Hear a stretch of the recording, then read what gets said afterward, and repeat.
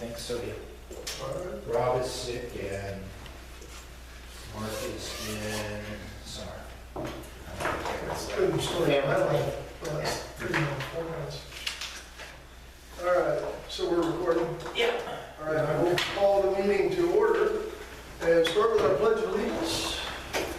I pledge allegiance To the flag of the United States of America and to the republic for which it stands, one nation, under God, indivisible, with liberty and justice for all. And I'll lead us in a short prayer.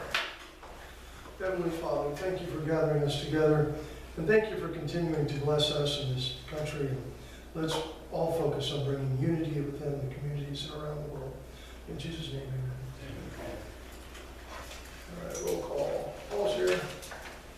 Mark Bennett. Absent. Out. Bill Starnes. Here. Robert Pola. Is that yellow cap? Yeah. David Smith. Here. Steve Rhodes. Here. Justin Fox. Here. Okay. And additions to monthly agenda, if any. Do we have any additions? It's just going to go straight to agenda. I think we'll be okay. Okay.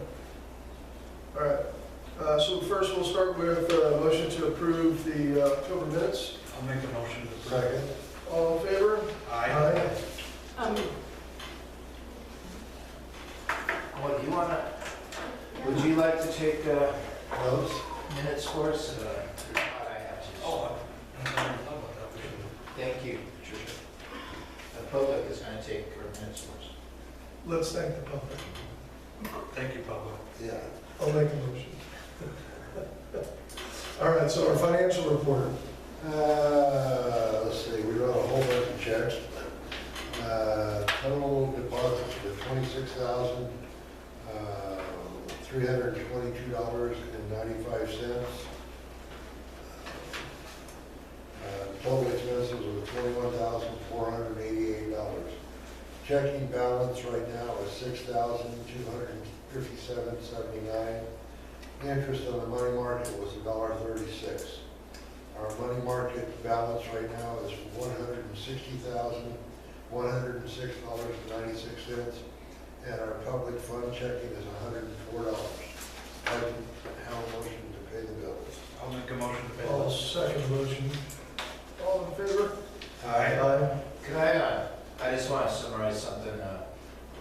Just today, we got the public funds checking has 190,000. That's the seismic account. Just came in today, so that we're going to be putting that back out to Vitus Construction. Some of it's reimbursement back to us, and then one other testing company, and also the architect and engineers. We wrote a lot. This was the last two pay periods of our wildland, which ended on the 31st. I think that I'll talk to cover it in chief's minutes, but we have some grant writing. We're going to be entering into 2 agreements for grants that are coming out. Actually, we're going to get into 3 of them, but one of them we won't be paying for. And then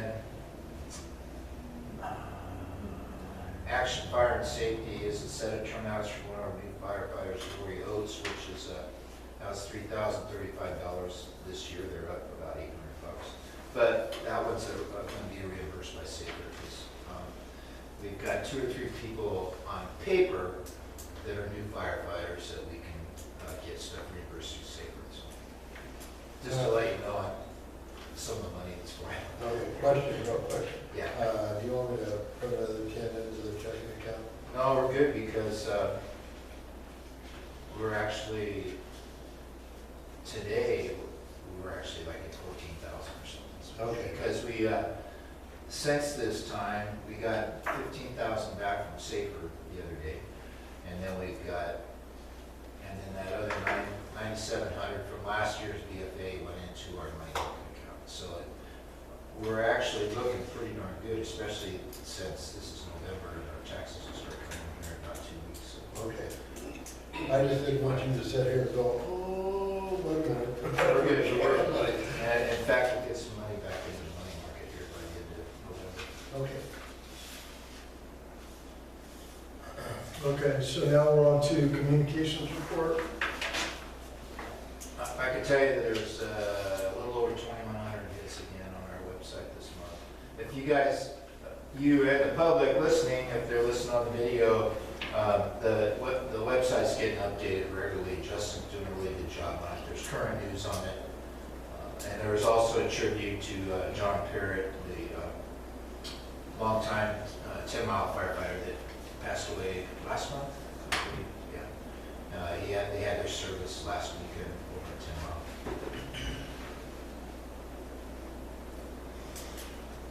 Okay, so that's it on communication, and our blessings go out to the family of the lost firefighter. Do we have any public comments or agenda items that need to be added? Okay. Chief's report. Chief's report, October, oh, that's wrong. Oh, I got last month's chief's report. Do you guys have last month's chief's report? Yeah, October 9th. Right here. Is this month's? That's October's. And then That's this is not Brad. right. And this is November. That's the one. Okay, well, so you have November or October over there? I got October's. I have November. Oh, you I only have, I printed 3 copies of I yours. didn't have it on, I'm sorry. I'll get you one if you want, but, Sure. October 24, the fire season ended with a bang. We had 29 calls, 5 medical, 1 structure fire on Coos Bay Wagon.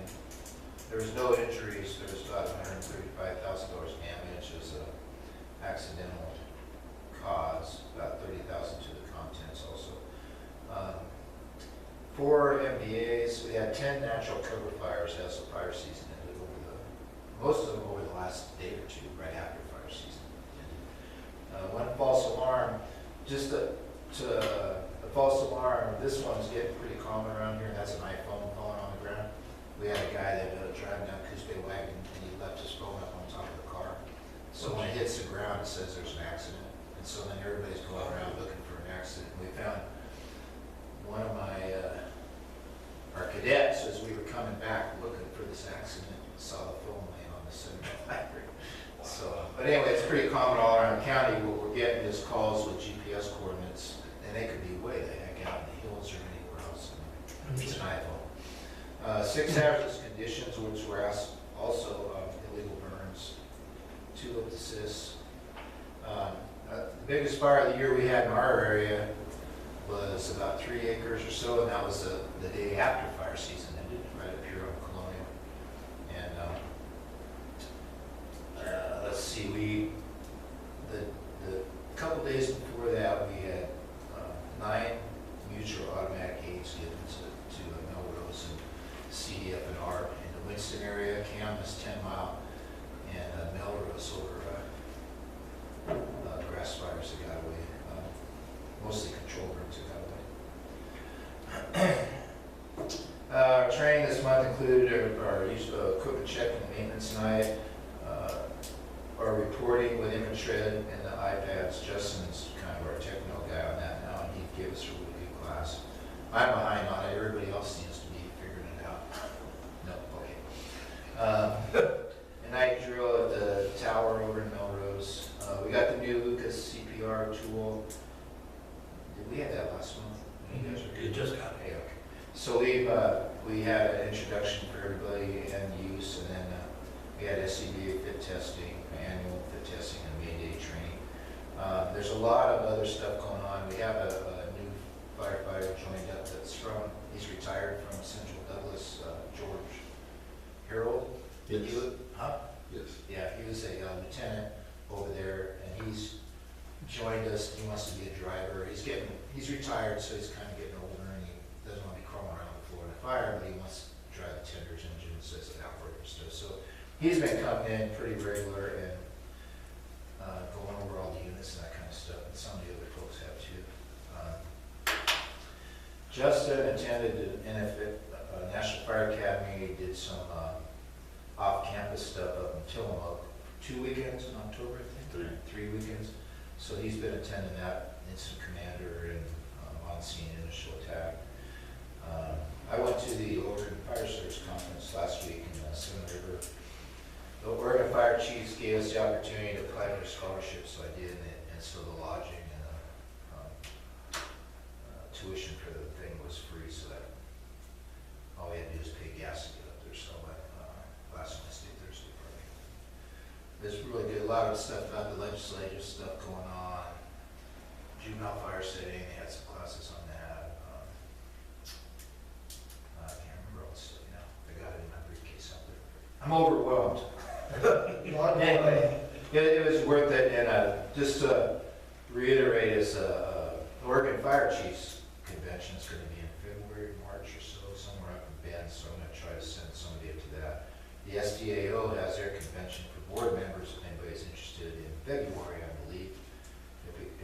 I usually budget to send people if anybody's interested in going.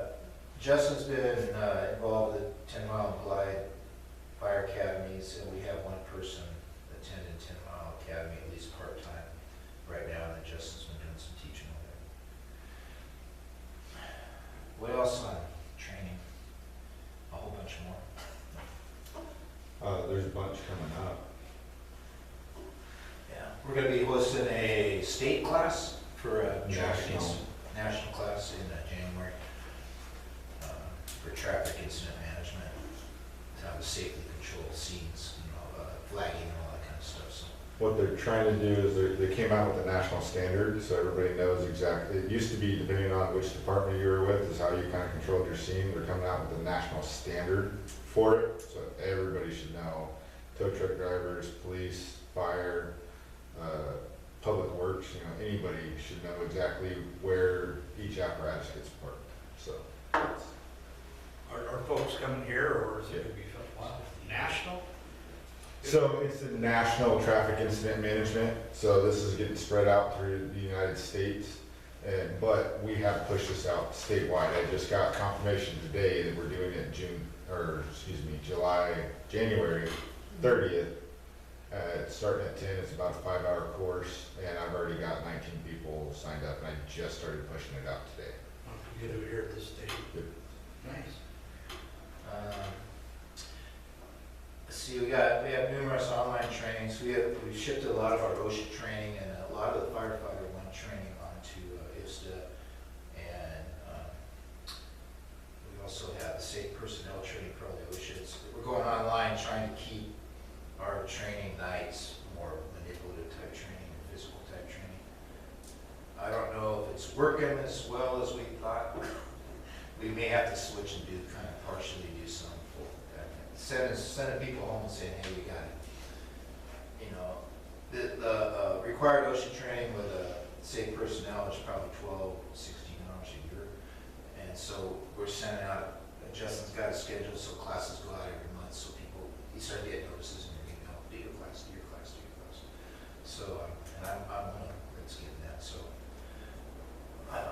hopefully we can knock off most of them on that, and we have to do some in-class remedial stuff. We've been doing physicals for driving, and the employment safer grants going on, and we'll be getting reimbursed for those. Two of our firefighters have passed the NPA physicals that we're required to do, and so once they pass that physical, they're eligible for PPE and training reimbursements through the safer grant. Let's see, cadets, we got an application for one new cadet, and they're all training along with most of us. Equipment-wise, 1031 is still up in Eugene for repair. They had some bad bearings on the main pump shaft. That failed during the pump test, which was, that's like 3 months ago now, isn't it? 2 months ago, 3 months ago. Sometime in the past. So we don't really have a good estimate on it. They had repaired part of it. They didn't have the bearings for the other part. They had to order them, and they're waiting for it. They still not done yet. 1061, the new tender from the state. We got it numbered. We used FX Graphics here, a local company. 1080's taillights went out. I got them repaired by Mobile Maverick. And we have new tires on the pickup outside of the Dodge pickup. Our inventory, we placed the CPR device in service, and we've already had one full arrest. It was unsuccessful, but we had a full arrest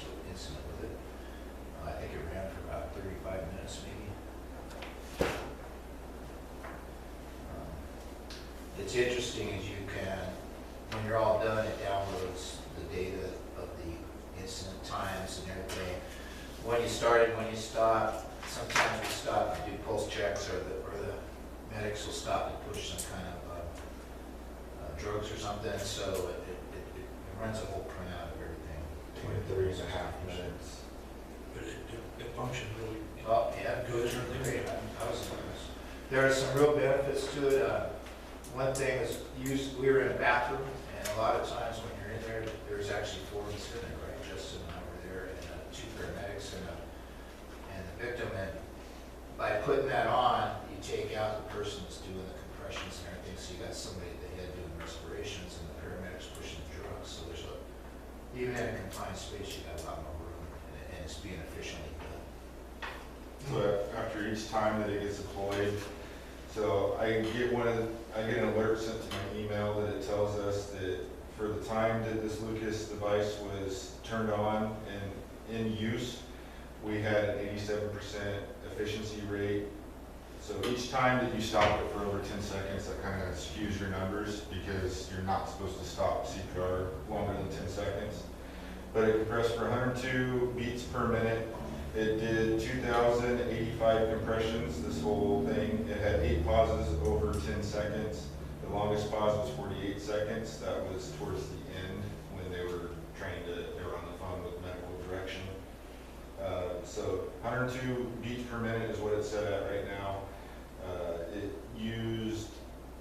So it actually kind of measures the chest, and it measured it at 7.3 inches is what the measurements that it got. So it compressed at 2.1 inches, and it mainly did 30 and 2 compressions.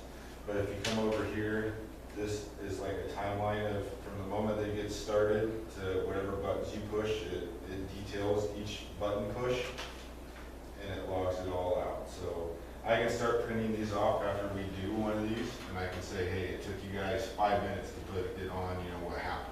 Was there something that was going wrong? In the middle of it, like, hey, why did we pause so long, in between each of these? And it's just a way that we can bring our data back on these actual live incidents, and we can improve our training. But I only printed one off. You guys are more than welcome to look at it. I even have the Lucas back here if you guys want to look at it. Did you guys get to look at it last? Yeah. I did. That's pretty interesting. There's definitely some benefits to it. Another one was the backboard, the way it's set up. Normally when you do CPR, you put somebody down the floor or some part of service. Although that's preferable with that backboard on that, you don't necessarily have to do that. And then also, way back, it's been a few years back, when Lindsay Chitwood was here. She was a medic for UVA, and they rode with a stabbing victim from here in Florida Valley all the way to Eugene doing CPR. On top of the person on the gurney.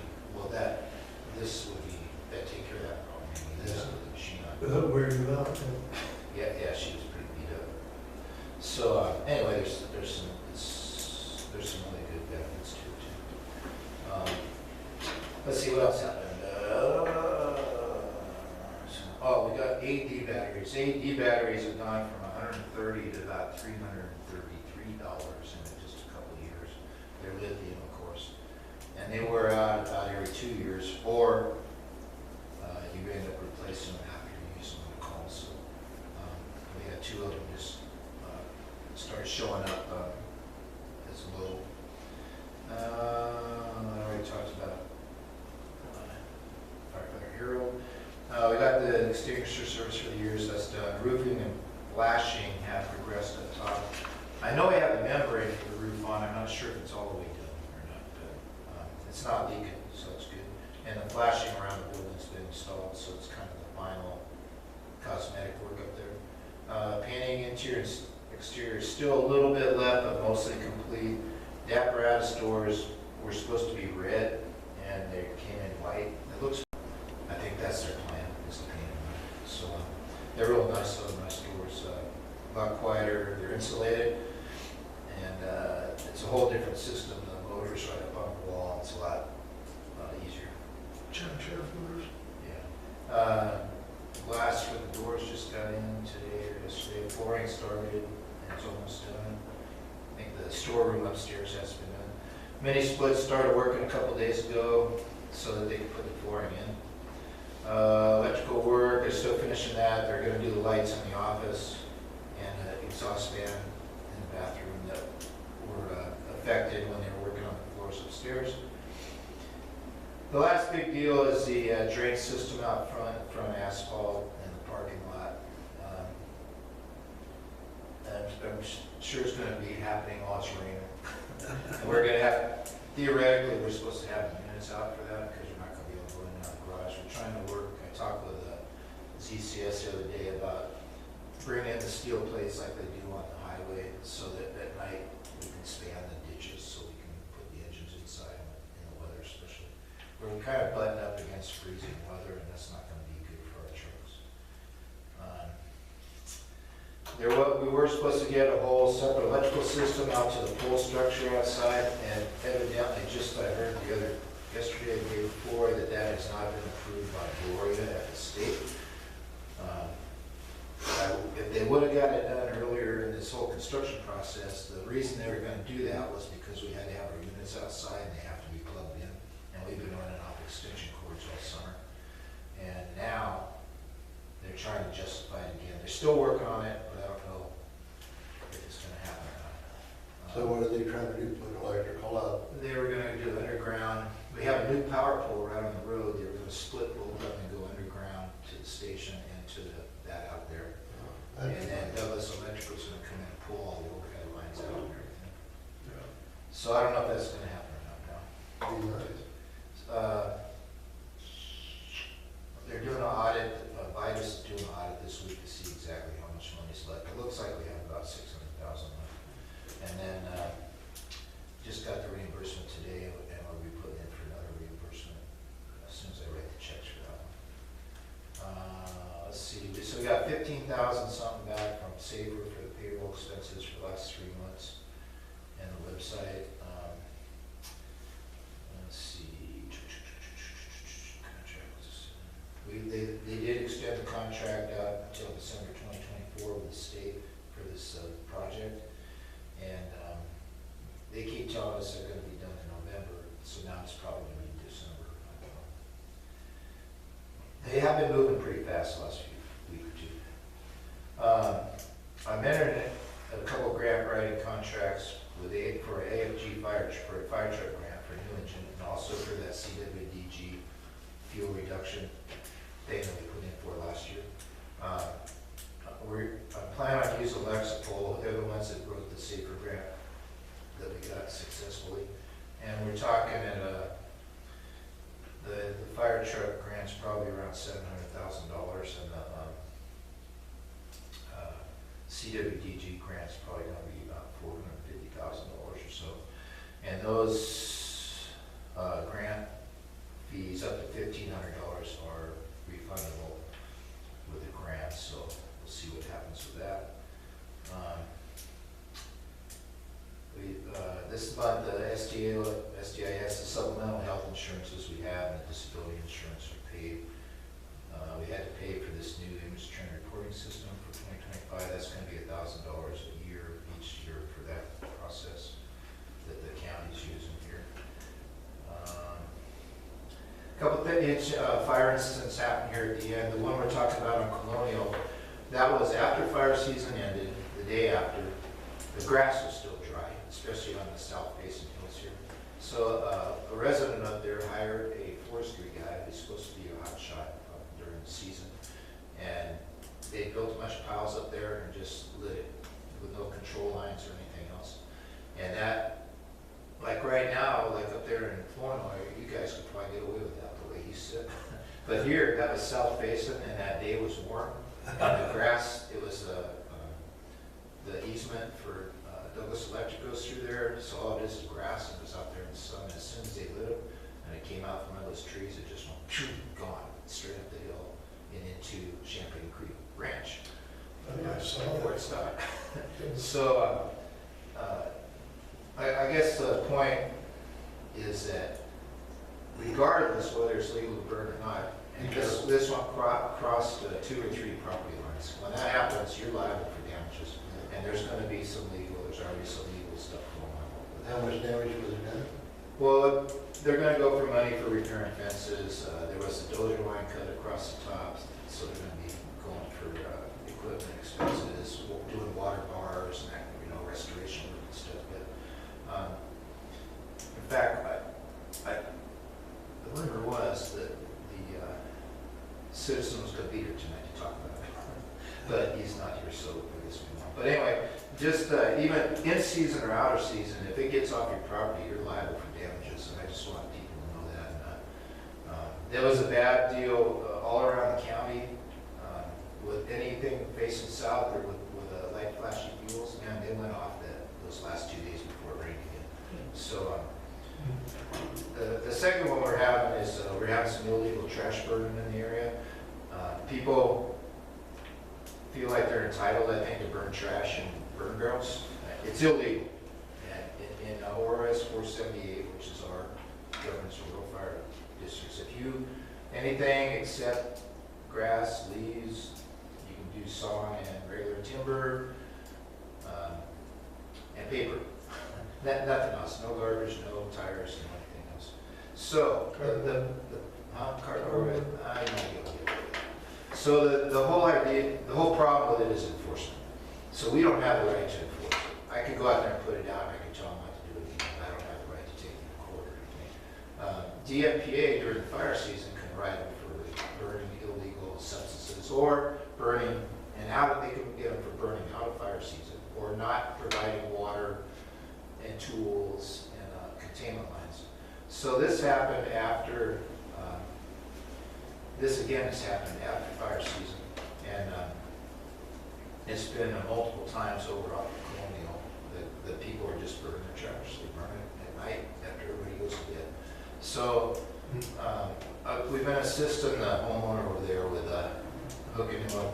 The effective way to get rid of this is DEQ, working environmental quality, for air pollution. And we're in a special basin where they can get them for that. So all they need is a picture, or this guy's taking videos with his security camera and showing that they're burning trash. And that's all they need. It could be an anonymous complaint, and DEQ will come out. And we found here late in the season that the DFPA's illegal burning citations are $150 is the fine. We have people in this district that pay that fine, say, here, take the money, I don't care, and burn again. They don't care. Well, the Class A misdemeanor for DEQ is $10,000 maximum. So that one, we've actually used it once to halt something that was going over here on Lookingglass Road. Some people were burning materials out of RVs. They were salvaging piles of carpet and stuff. So that, by referring them to DEQ, that threat finally got them to stop.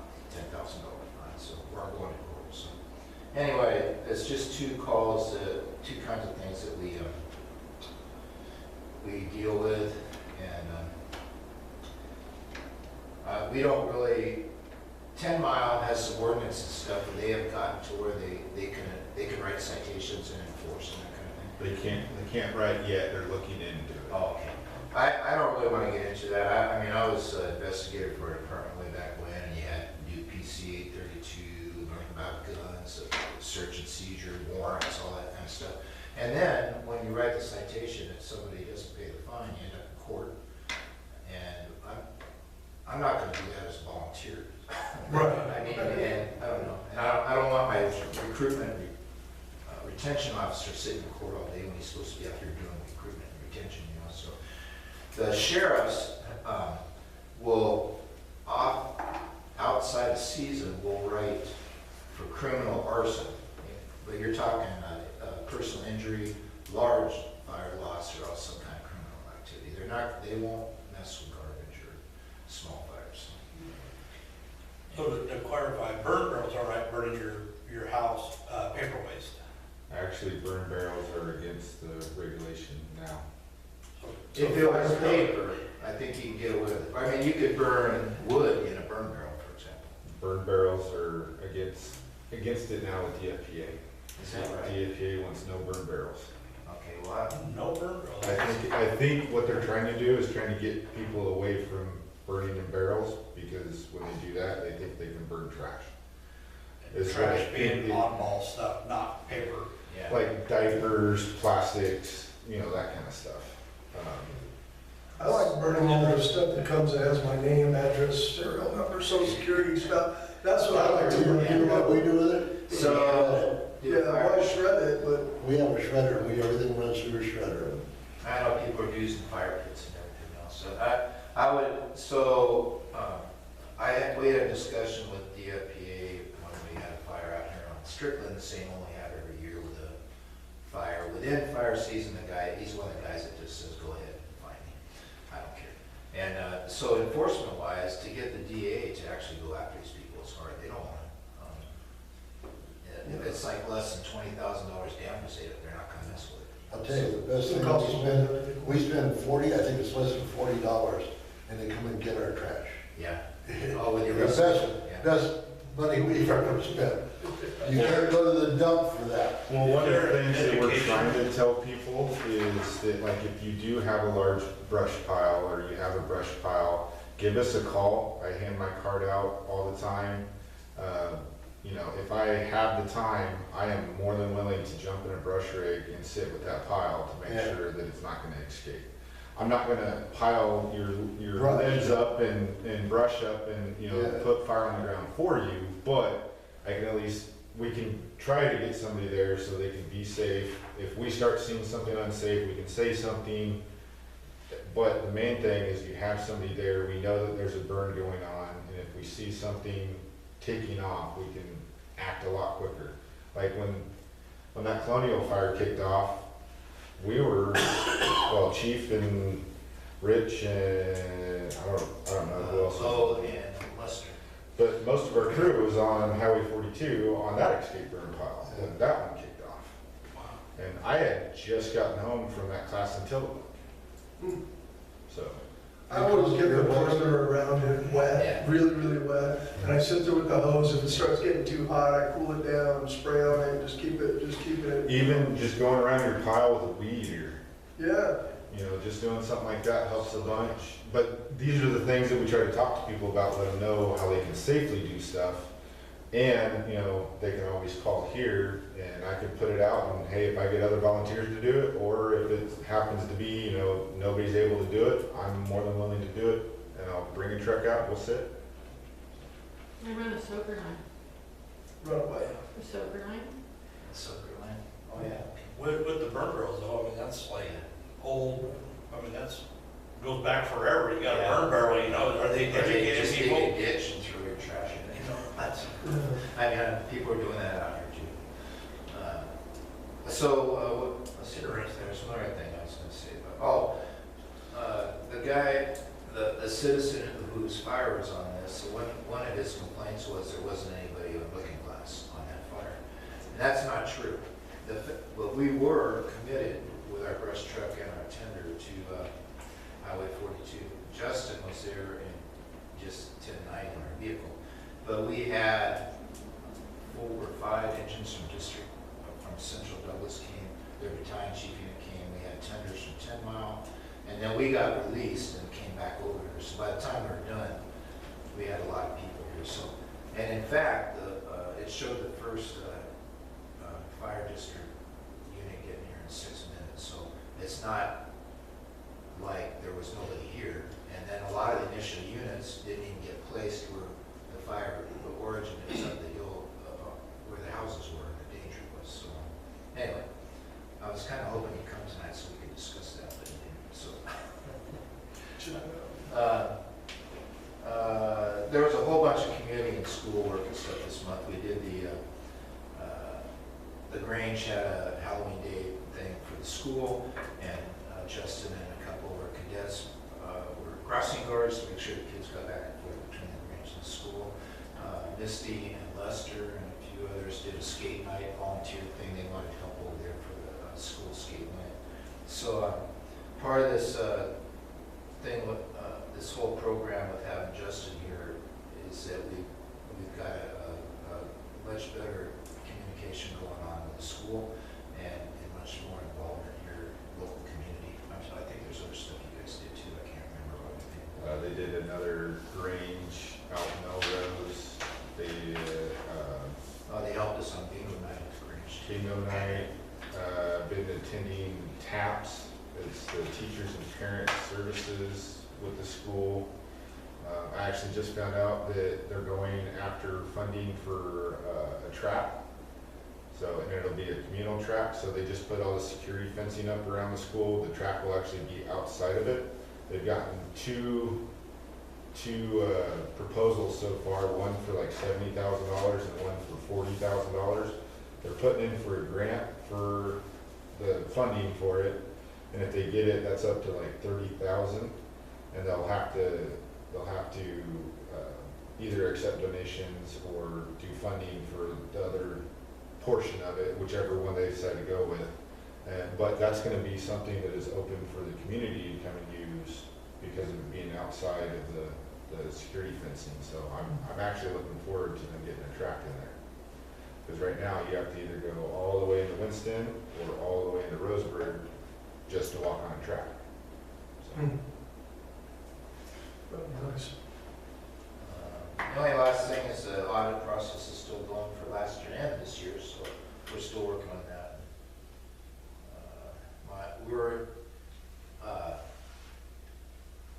The Secretary of State knows we're working on it, and they're working with Teresa Hanford, our person, so as the deadlines and stuff, the official deadlines happen, because we're registered with them and they know we're working and everything, and we're okay right now, so keep on doing that.